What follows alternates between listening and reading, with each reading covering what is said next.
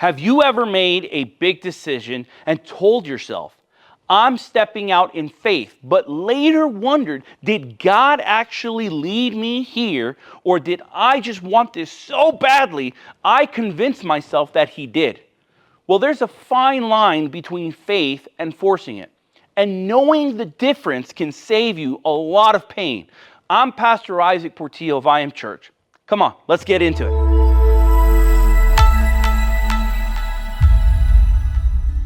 It's crucial to recognize the difference between what we desire and what God is actually leading us to.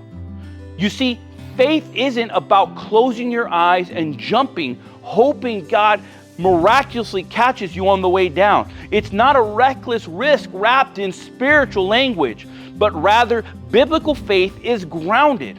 It's anchored in the character of God and built on the foundation of what He's already said to us in His Word. It's not just trusting that something will happen, it's trusting the one who holds the outcome, even when it's not what you expected. Proverbs 3 verses 5 through 6 tells us, trust in the Lord with all your heart and do not lean on your own understanding. And in all your ways acknowledge Him and He will make straight your path. You see, when we trust in God, we lean on His wisdom and not our own emotions or pressures from others. So how do we know the difference between faith and foolishness? Here are a few questions that we should ask ourselves. Number one, did this decision grow out of prayer or panic? Because faith is often patient, while forcing things is usually born in anxiety and rushing choices. Now, the second question we need to ask ourselves is, does this align with Scripture? Because God will never lead you in a direction that contradicts His Word. No. God will not ask you to do things like steal your best friend's wife or husband. This is a clear way that we can see if it's God leading us, God will not violate or change His Word. Another important question that we have to ask ourselves, and this is one we don't like to ask constantly, but is, have I sought godly counsel in this? Proverbs 15:22 tells us, without counsel, plans fail, but with many advisors, they succeed. This is why we have pastors, elders, and the body in our church. We all need counsel. Sometimes what we call faith is really our fears that we mask in disguise. Maybe it's the fear of waiting, fear of letting go, or the fear that God won't show up the way we want Him to.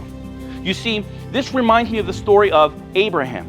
You see, Abraham trusted God for a son, but when it didn't come in the time he wanted, he forced it through Hagar, and it led to heartbreak. And it was this whole incident that caused so much chaos. You see, he wanted a son, and it was the right promise, right? A son, but not what God had intended for him. You see, he used the wrong method. He was impatient. And here's what we need to know. Faith waits.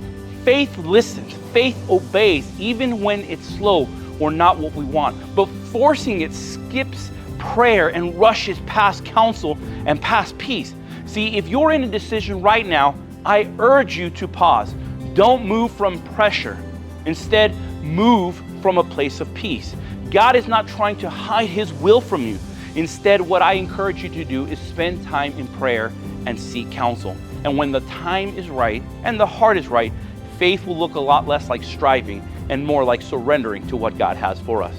Don't force what faith will reveal in time. Trust God and wait well.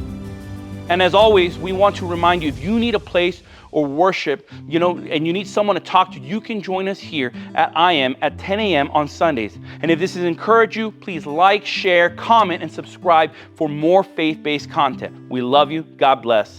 See you soon.